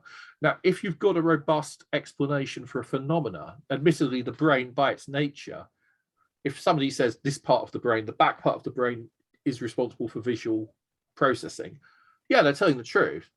But it's a very limited truth, because actually there's at least 6 parts of the brain involved in visual processing. So anybody who tells you that one part of the brain is responsible for something is probably oversimplifying grossly. But in this case, you'd normally expect, if you're talking about visual processing, then everybody's going to agree that a credit card-sized piece of the brain round at the back here is involved, because it clearly is the primary visual cause. So why then was there no agreement at all? Because none of these hypotheses are well evidenced. None of them can be tested. None of them can be actually. And in fact, the only person who comes up with a falsifiable model of the near-death experience is an old enemy of mine, intellectually, Dr. Susan Blackmore. And very often when Susan Blackmore says something, I disagree. I'm sure she doesn't care that I disagree, but you know, I read her writings and the two of us are. But she's highly intelligent, and she created a falsifiable model in 1993 in a book called Dying to Live. And it was falsified. She was proven wrong. And she said, I was wrong. That isn't how it worked. That's what we need more of. Yes. What we see every week is articles in mainstream newspapers and scientific journals, often by science journalists, that say, ghosts explained. black mold causes hauntings, infrasound causes hauntings. And if I had $1, as the Americans would say, for every time that ghosts have been explained by science, I would be a rich man. If I had $1 for every time near-death experience or out-of-the-body experience or astral projection was explained, I would be living in the Caribbean. And this scientific, this tendency to explain, another great example, sleep paralysis. Okay, so everybody knows what sleep paralysis is. We all know it's a neurophysiological response caused by the chemicals, except we don't, because again, there's no agreed consensus on what the actual neurochemistry is, on what the actual physiological mechanisms are. And if you look at them, there are different competing hypotheses, all of which are not actually significantly evidenced. But as a psychical researcher, I'm expected to say to someone who's had a peculiar experience of the old hag or sleep paralysis, like my girlfriend did, and she's a PhD in parapsychology, who worked on apparition experience. She did her PhD, the first SPR, the SPR funded it, but it was 2013 Coventry University. And she did her, quite by chance, her Viva Voce took place on Halloween 2013, which I thought was a nice touch. And it was just coincidence, apparently, but she passed. So she has a PhD. She recreated the 1894 Census of Hallucinations, which investigated hauntings through the SPR on a much smaller scale in the modern era. So she's an expert on what ghosts are and how apparitions work. But she had a sleep paralysis experience while we were doing an event together. I was in the around the corner in the same hotel room, but I snore apparently. So I'd been banished around the corner to another bed. And I ran round and she was quite distressed. And she said, well, what was it? Go on then, tell me about it. I know it's just I've been told, you know, all my life, this is just sleep paralysis, but what causes it? And I sat there and I said, well, actually, Beck, the funny thing is that there are various competing hypotheses, and really they're no more scientific than saying it was a demon trying to strangle you. And for some reason, she did not find that comforting. And she, although she admitted afterwards that I was being intellectually sincere and very, very straight with her, and I gave her a copy of David Hufford's, what's it called? Terror that it's 1981 book. Oh, The Terror That Comes in the Night. Yeah. I gave her a copy of that to cheer her up, but it didn't. But the point was that she, to this day, she kind of holds it against me that I pointed out to her that sleep paralysis is just a placeholder term. And that although it's a term that's used by scientists a lot, we don't really know. Well, this is what I call the label theory of science. You know, the idea is that we give something a label, preferably with a nice Latin term or Greek term, and it suddenly gives it an air of authority, which gives the pretense that we actually understand what we're talking about. And this exactly, you know, go on. A lot of psychiatry actually works that way. You must have guessed that by now, that we, in the field of mental health, we're very often experimenting and we come up with models and we give them a nice label and we hope that they will. And like idiopathic, you know, somebody will be diagnosed with idiopathic epilepsy. Yeah. Oh, well, I've got idiopathic epilepsy. Idiopathic means we don't know what the cause is. Exactly. You know, and well, or yeah. Isn't it? Yeah, I mean, one of the problems is, or it, what's just a term which means caused by doctors? Iatrogenic. Yeah. You can have plenty of iatrogenic. Iatrogenic, I like that. Iatros, doctor, yes, of course. Yeah. So the cause of the disease is the doctor, and I mean, you've got real cases like iatrogenic CJD, which is you use surgical instruments and that you transfer the disease, and therefore the person caught the disease. There were a few cases of that. We gave infected growth hormone, but iatrogenic can also simply be that the doctor came up with a notion that this is what's wrong with you, and therefore eventually you developed a syndrome. Well, I'm reminded here, you know, of Oliver Sacks's last book on hallucinations, you know, where he did a beautiful analysis of things such as Charles Bonnet syndrome and various other things. But as he readily stated, we say something is an hallucination, and I've used the term many times, and I turn around and I say, if I have an hallucination, it means I'm seeing something that nobody else shares. So it's a unique set of sensory circumstances or sensory stimuli. Right. If somebody else shares that with me, it's a folie à deux. So therefore it's explained by a trendy French term. And if a group of us have it, it's mass psychosis. And yet, exactly. self-evidently, if other people experience the same thing, we have to fall back on telepathy or something similar. Right. So this is my field, I suppose, or Becky's as well. Dr. Rebecca Smith, she's not with us today because she lives next door. I live with my ex-wife. My girlfriend lives next door. As my wife, this reminds me, you're probably younger than me, but there used to be a TV series called My Wife Next Door with John Alderton and Hannah somebody or other. So it sounds like you're in that kind of curious set of circumstances. You live with your wife and your girlfriend lives, you live with your ex-wife and your girlfriend lives next door. Yeah, they're not concurrent. The ex-wife was in position before the girlfriend. Yeah, and then there's also the wife's boyfriend. And it does it's kind of like living in a 1970s sitcom, isn't it? It is. Yeah, absolutely. But it works, we're friends. So Beck's not here with us today to talk about this, but she did her PhD on the 1894 Census of Hallucinations. And when the term hallucination was used by the first psychological congress, Paris and Vienna, they didn't actually think that hallucinations had an ontological status of being false. That is to say, they felt that hallucinatory experience was simply, it was a term for internal, what we might call private experience. How technical can I get? Let's start. Metacognition is the mind thinking about the mind, and metacognitive error is often used as a term to describe hallucinatory disorder. Now, hallucinations, as we know, can be caused by a number of things. When I was working in psychiatry, I had the experience of meeting a patient who was being menaced by, I think it was a panther. And the problem was that he could experience the panther in every sense, literally using every sensory modality as being as real as I was. So old fat half Danish chap sitting at the bottom of his bed, a panther growling at him, both were real. He could touch the panther, smell the panther, feel the panther's breath upon him. His sensory inputs, as far as he was concerned, told him there was a panther in the room.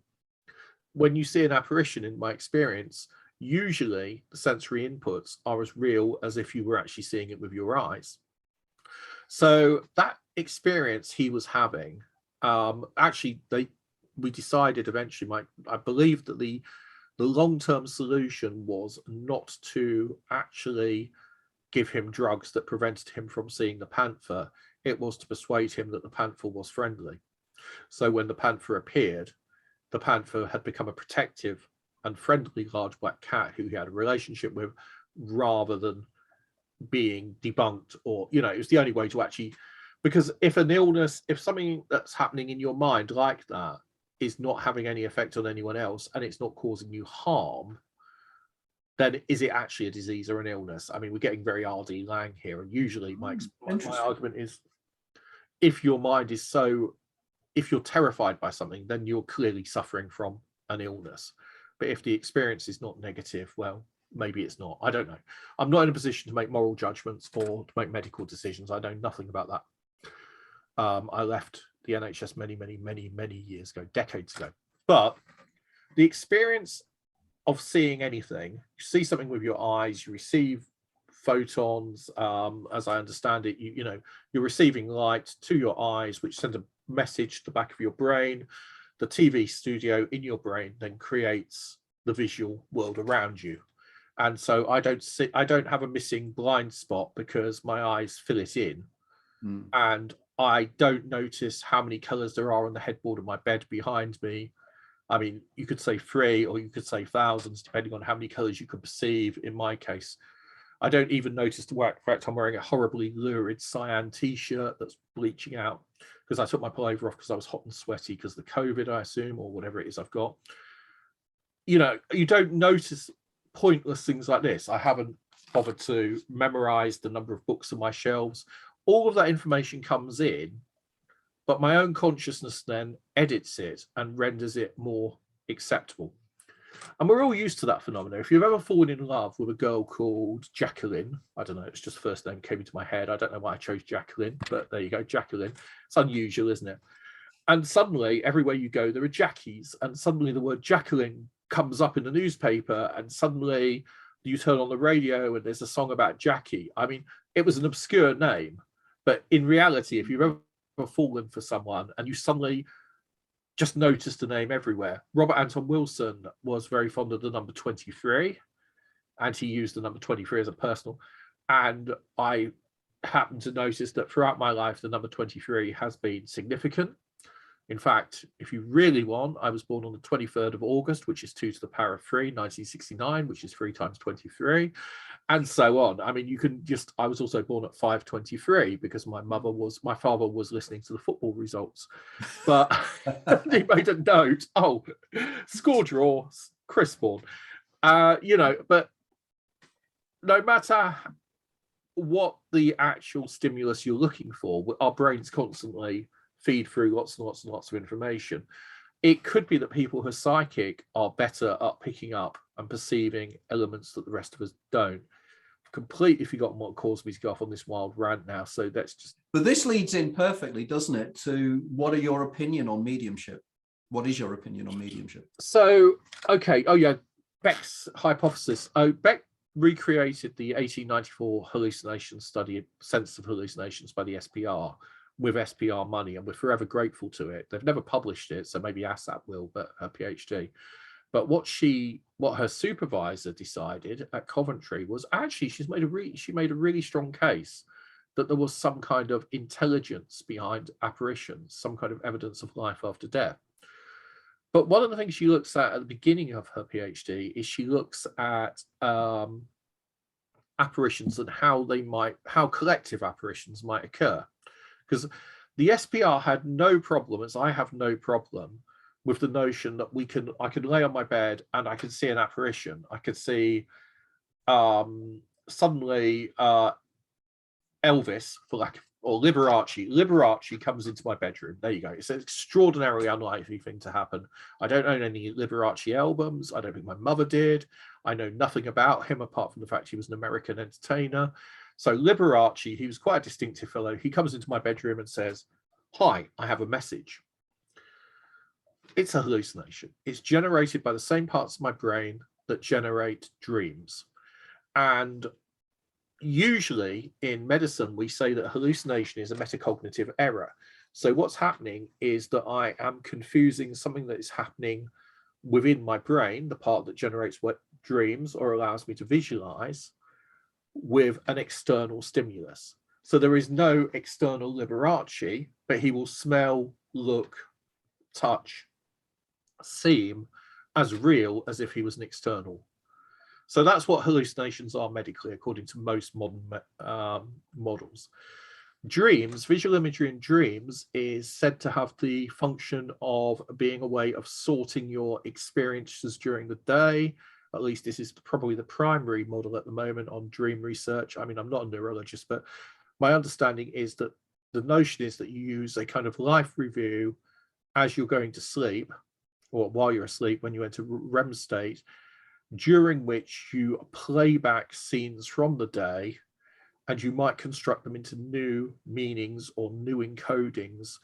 And the memory goes from short-term memory in the hippocampus, which I'm not convinced memory is stored physically, but because I don't think consciousness is local, but that's another story. But it's processed by the brain, yeah. But anyway, yeah, and it moves around.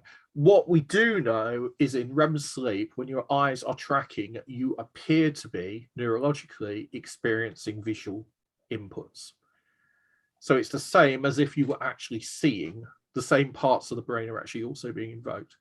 Now, I suffer from a fairly unusual condition, neurological condition, two of them actually, which presumably are related. One of them is prosopagnosia, which means that if we ever meet on a train, Anthony, and I walk straight past you, then it's not because I'm incredibly rude. I do it to my mother and my girlfriend, and I quite regularly confuse my guy. You know, I could go to the supermarket with my girlfriend to come out with the wrong woman, because it's not because I'm actually particularly good at picking up women in supermarkets. It's because I can't recognize faces.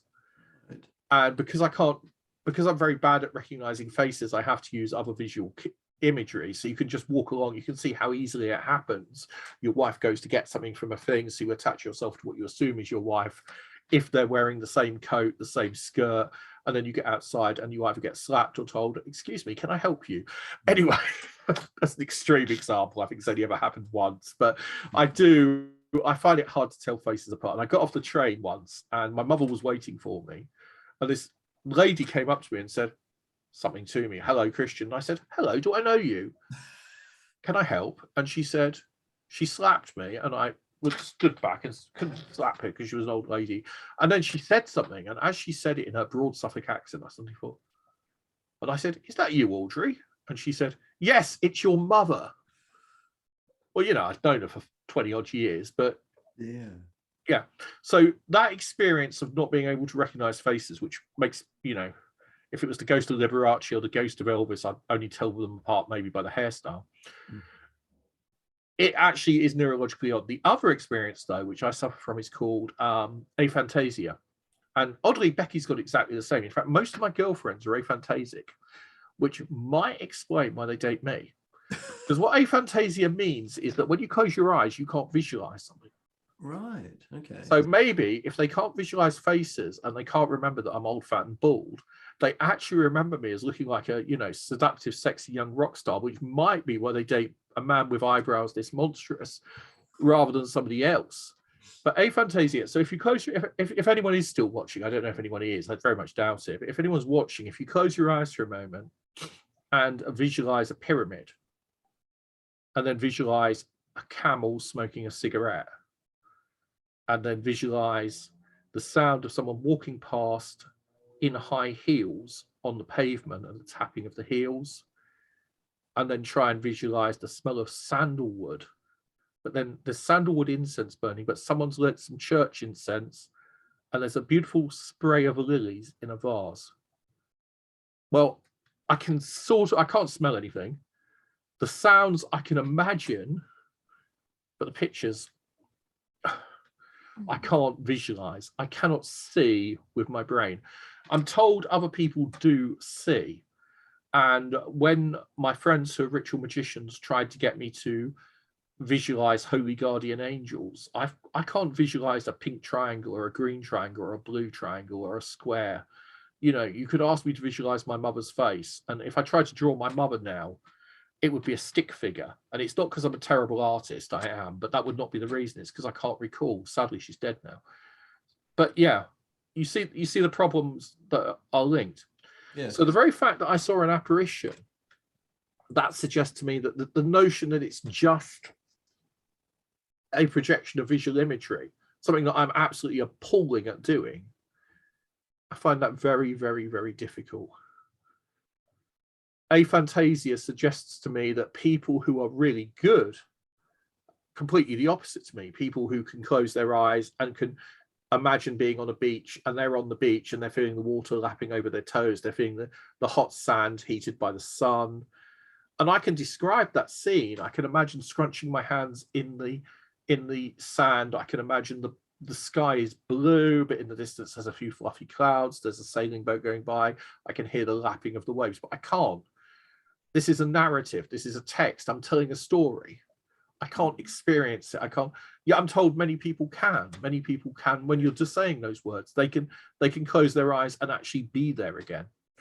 Now, those people, I think, should have a greater capacity to experience apparitions. Does that mean that the apparition isn't real? No, not at all.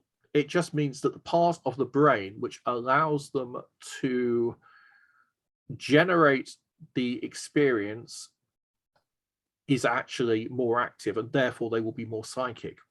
So what is the source of the experience? Well, Myers' argument was that if somebody sees a ghost, it very often may just be random noise in the system. It's just an input error. It's an error of mistaking an input, a metacognitive event, for an external event. So what's actually happening is you're imagining it. It's basically a waking dream. It's a hallucination, as we use the term today. But there are cases he calls veridical cases. I gave an entire talk actually called Ghosts. V is for veridical. So if you're a masochist and you can't find someone to walk on you in high heels and whip you, you can go over to the ASSAP YouTube channel and watch my entire tedious discussion on this. But I'm not sure it'll be quite as exciting, but you know, go where the devil drives. Veridical experiences are ones that are true, but not necessarily necessarily external. So the ghost gives you information. You see your mother the night she dies. You didn't know she was ill. Your cousin has had a car crash. They're in a ditch. They're trying to get home. They're frustrated. Suddenly you think of your cousin. You phone their mobile. By 1,000,000 to 1 chance, it just happens to pick up at that moment. You find out where they are. You drive out and help them. So the notion that Myers developed to explain apparitions was that they are telepathic signals.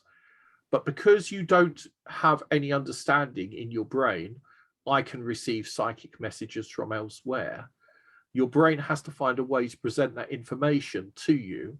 So it presents the information as a hallucination through the senses. Most commonly as a voice warning you, do not pull out now, there is a colliery just around the corner. Don't go through that door, you will be harmed. You know, often the warning voices of the angels are, to Myers, telepathic messages that are coming to us that are then, you hear them because you have to hear them as a sensory input. But if there was somebody else in the car with them, they wouldn't hear it. That's the first problem. So when you see an apparition, according to Myers, you're picking up on a piece of encoded information that you, psychically, by ESP, by telepathy, but you then have to explain to yourself how you're receiving the information. So say I, at Thetford Priory, was picking up the information. Now, as it happens, in the 13th, early 13th century, I believe, possibly late 12th, there was a monk who was sent over from the Cluniac order, from Cluny in the north of France, who found himself very unhappy with the way in which the Priory in Thetford was being run. And he wanted to be sent back to Cluny. But if he was sent back to Cluny, there was a strong chance that he would denounce the prior's activities and the laxities of the monks. And different cultures, you know, it's like somebody from the SPR being sent over to ASSAP for a month and suddenly thinking, oh, this is a bit miserable. I'm going to go back and tell Ellen Murdy that they're a bunch of nutcases. Mary Rose Barrington, she'll never let CJ come around and have dinner with her again. No. You know, that CJ, he's a right brummer, he is. He's not a proper kind of lad like me and Alan Murdy, who come from Bury. Sorry, that's nothing irrelevant. But the culture was such that they decided to not send this monk back. And he became increasingly angry. And one day he boiled over, and the prior came out of his room, and in the prior's lodgings, which happens to be the building where we saw the apparition, the prior came out to see what the fuss was about, and the monk dragged out a knife and stabbed him repeatedly, and the prior was killed. The monk was arrested. He was taken to Norwich Castle. His eyes were put out with hot irons. He was tortured. He confessed anyway, but there was little doubt that he had actually done it, as he did it in front of other people. And he was placed in an iron cage that was too small for him to stand, too small for him to sit comfortably, and he was basically contained within it and left to rot in a dungeon. And it's in the medieval chronicles. I forget which chronicle it is, but if you just Google Monk Thetford murder prior, you'll find it. Of course, this happened in 87, before the days of the internet, and in those days, also sounds like my chair's about to collapse. Either though it's psychokinetic energy, but I think it's more like my weight. Lucky I didn't eat the lard, isn't it? But anyway, if you find the story, there is a story of a murdered prior and a murder. Now, as far as I know, I have never found, apart from in Bloomfield's 19th century, 1850s possibly, History of Thetford, which is not a book I had ever read, and I don't recommend it to anyone, but you can find it if you look online. It's now available from Project Gutenberg. It's probably great if you're an expert or a historian of Norfolk, but it's probably not of much interest to anyone else. I've read huge chunks of it. I'm pretty sure that I'd never read Bloomfield's book on Thetford as a child. I'm pretty sure that I was not one for reading, might have been Ralph of Coggeshall's Chronicum Anglicanum, and I've never found any reference in the Bury Free Press or any of the Thetford papers using the British Newspaper Archive, etc., predating, 1987, or indeed even since, to the murder.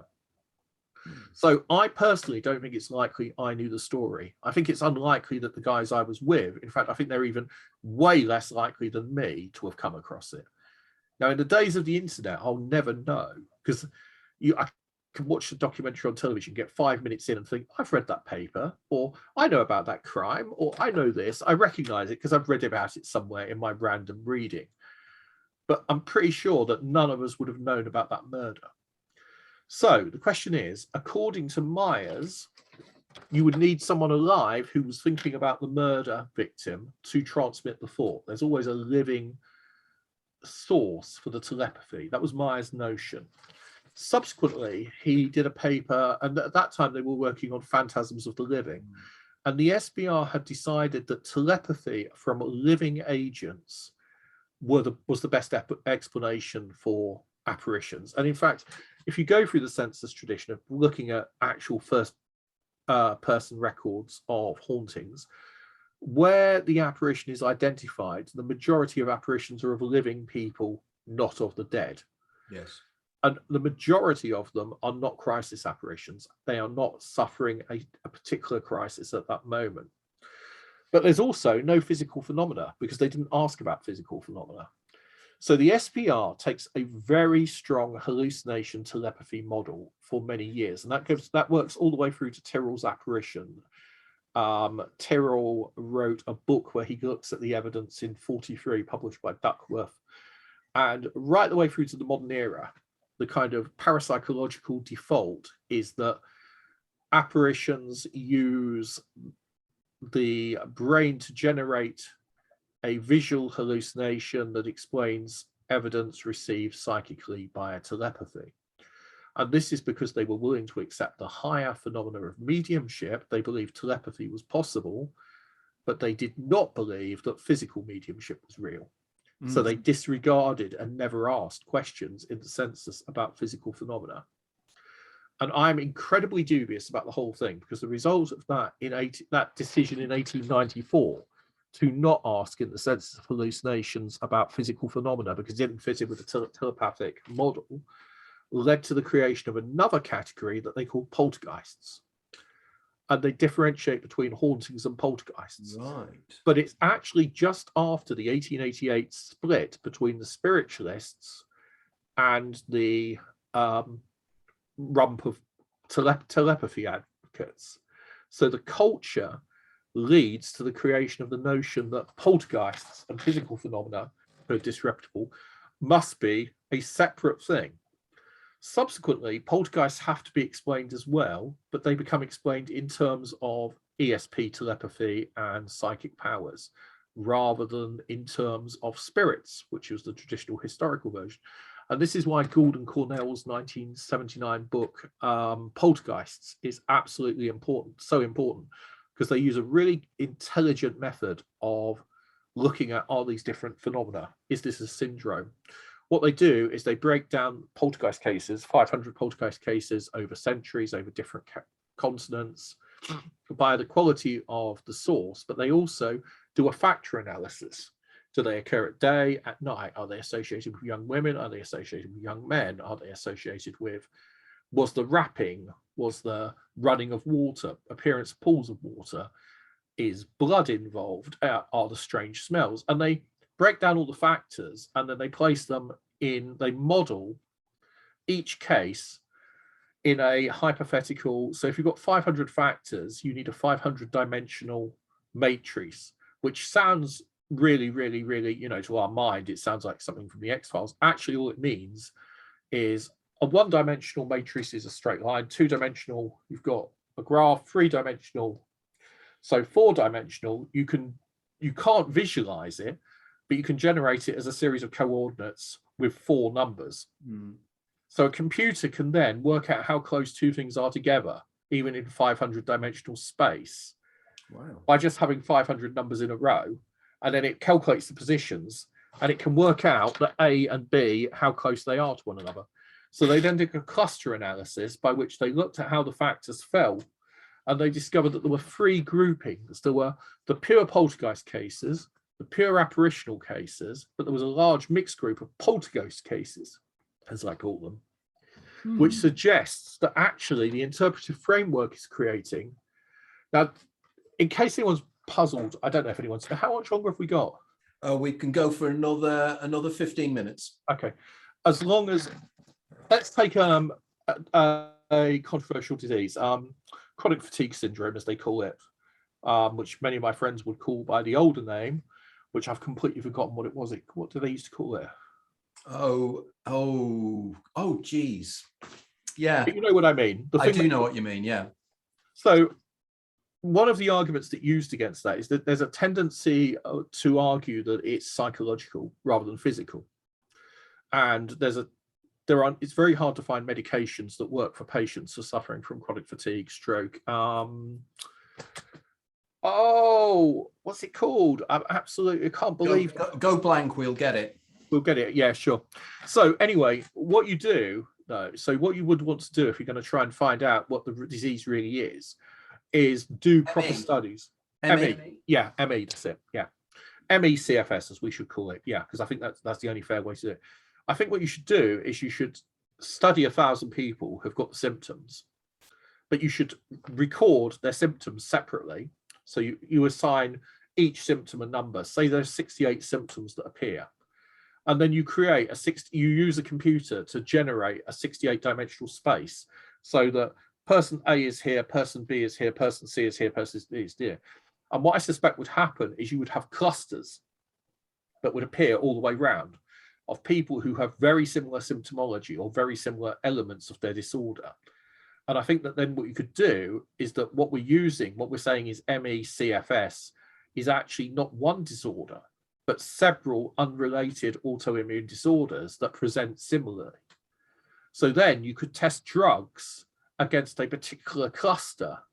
Does this medication work on the people in group A? Do you see what I mean? Yes. Because it could be that it's not working because you're actually trying to apply it to everybody, and therefore it's working on less than 50% of patients, whereas it might actually be that you've actually got not one disorder, but a whole number of different, very real disorders. And the reason that the psychological hypothesis that it's all just mass hallucination or whatever is built up is because they can't find a consistency or they can't find biological markers. But that's because they're actually different diseases that just present quite similarly in some symptoms. So the syndrome is a syndrome is just a series of symptoms, but the actual specific diseases could be identified by using cluster analysis. Now, why no one, as far as I can tell, has actually done this, I do not understand. But it's a method that you can apply. It's a simple scientific method. Go back to the whole question of these apparitions. So this notion that telepathy, I'm quite skeptical that the notion that telepathy alone can explain, because I think there are physical phenomena as well. And therefore, I think that if we do a cluster analysis, we'll find there are different groups of hauntings or different groups of experiences, and that they are different. They are absolutely, they have different causes, they have different results. And so therefore, for me to turn around and say all ghosts are A or all mediums experiences are B would be a lie, because I think the answers are probably more complex. What I do think is there are ways we can study that, ways we can move forward, and reasons why we should take it seriously. And if I could find my phone, I can't find my phone, but there's a brilliant app called Pokemon Go. Have you ever come across it? I know of it, but I've never seen it. I don't have any children, so I never watched Pokemon cartoons. I'm too old to have watched Pokemon. I had no idea what it was. It's some kind of Japanese cartoon that involves little pocket monsters that, who knows? You throw balls at them and they catch, and you catch them. That's all I know. Right.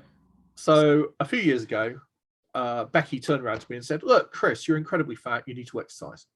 So we're going to play Pokemon Go." Well, I downloaded it first.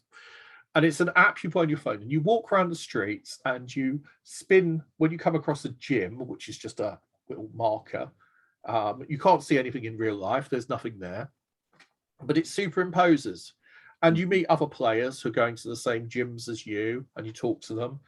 And you spin the thing on your phone by just using your finger on your smartphone, and it keeps a record of where you've been, and you encounter these monsters, and everybody will encounter. So you find these, there's about 1,000 of them, different species. You try and catch one, the best you can of each species, and you collect them, and you can fight one another. None of that matters. The important point is that if I go down to the street corner now and there's a flying huge bee there, other people looking at their phone can see exactly the same thing. Right. Because it's stored on a map at a particular piece of place And when the satellite discovers that my phone is there, it superimposes the bee on my screen. So if I hold the phone up, I can see it. Right. I could call my girlfriend, she could run around the corner, the bee is there for her as well. Right. So the information is overlaid over the physical world. There is no physical element associated with the position, but this, if you take that as being a model of apparitions, that real information is encoded spatially, and that by going to certain places, other people experience that, then you have a model for hauntings that works. Interesting. Yes. Simply, you can spatially encode information. Now, my suspicion is that information is the fifth, this is going to sound completely wild, is the fifth form of matter. You know, It's not wild anymore. It's recently been discovered.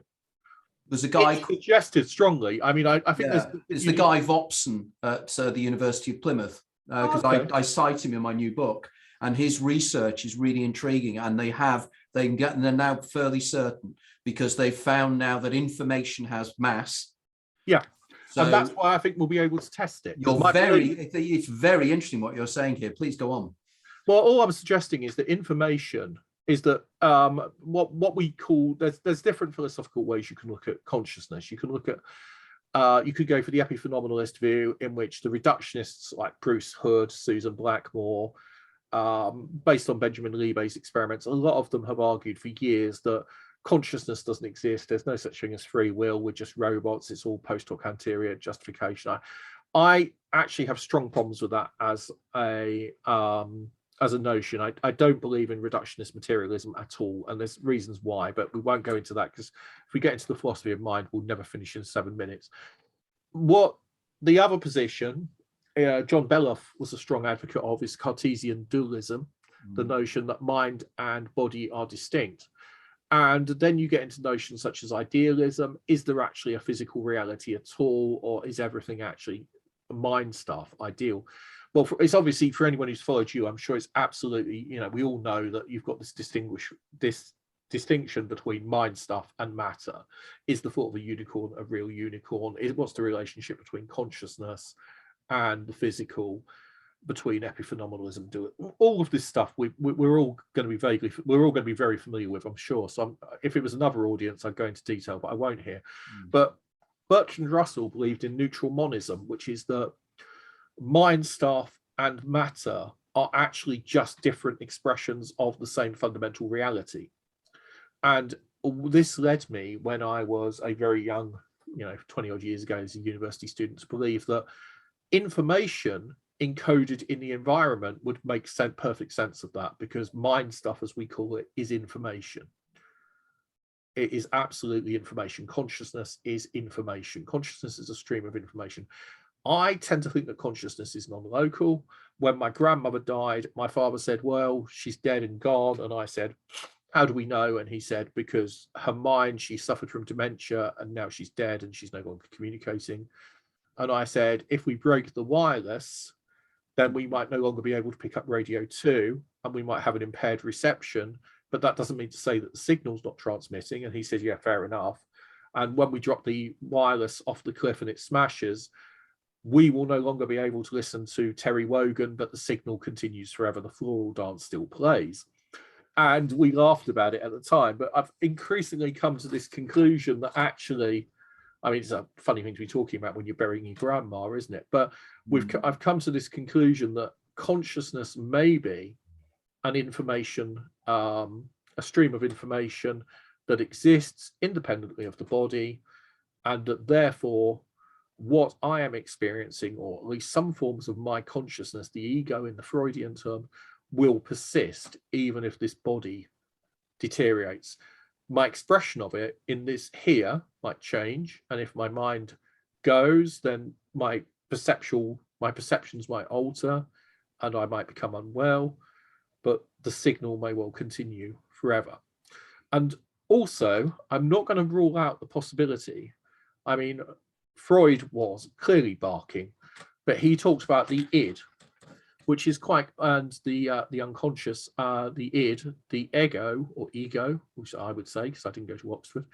And he would also talk about the superego or superego, as normal people like me say, which I think is quite close to what Crowley and others referred to as the holy guardian angel, or the daemon. Which my book, The Daemon. Yeah, and I think there is a lot to be said for that and for that notion.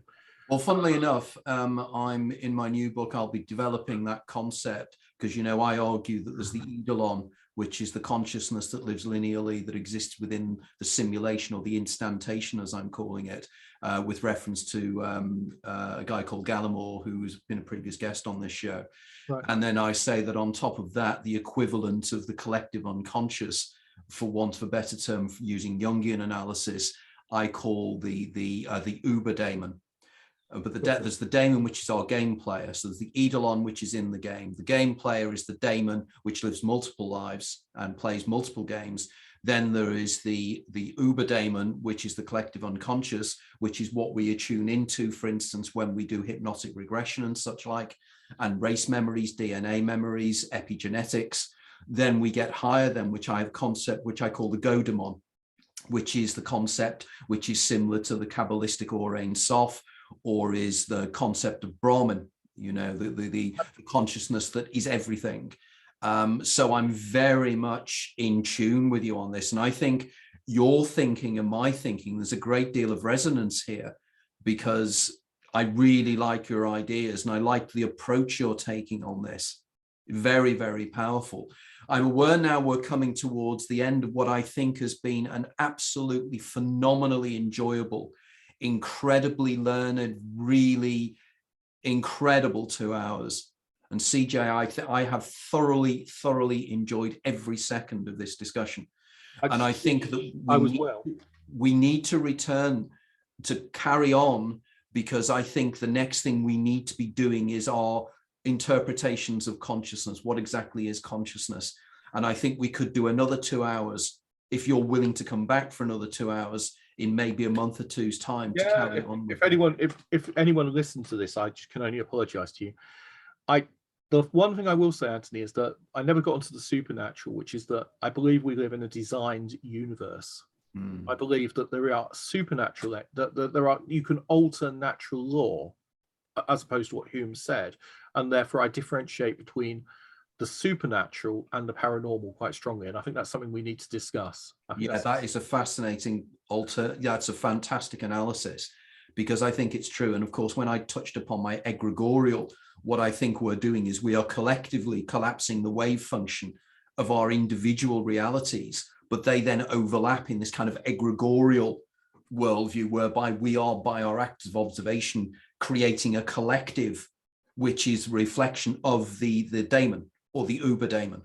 And it's one of these kind of models that I know what I mean, but it's managing to put it in the terminology that is understandable. That's why when you mentioned earlier on, you know, the idea about data and information, and this work that Vopson is doing, which is kind of coming from Claude Shannon, and the idea of what information is and how we can process information. We're in a very exciting period now. And I think because so many people now, because of virtual reality and the way in which we can now appreciate VR reality, and how we can understand when we're talking about pixelation and the pixels of space and time, we've got some very interesting areas. So I think we can have a fascinating further discussion. What I think what might be useful is I might take the opportunity to maybe send you the PDF of my new book, which I think you might find interesting. And I think we could then get into some very, very interesting areas of mutual benefit, I think, because I could learn so much from you, your angles on this thing. I like the way you think. I'm just a ghost hunter at the end of the day, I'm afraid. So, but, and there's a lot of us out there. But yes, do come along, anyone who's interested. If anyone's interested in these matters, it's fascinating to talk to Anthony at last. And anyone's welcome to come and join us at ASSAP. Well, there are people who know far more than I ever will. Apologies for my rambling. I'm not very well, as you probably gathered, but you are not rambling, CJ. It was absolutely extraordinary. It was lovely to meet you, and I'm sorry I was not at my best today. Wow, it'd be fascinating to get you at your best. If that was not your best, it's all I can say. And everybody, if ASSAP, please join it, because I've recently joined it, and I think it's a fascinating organization.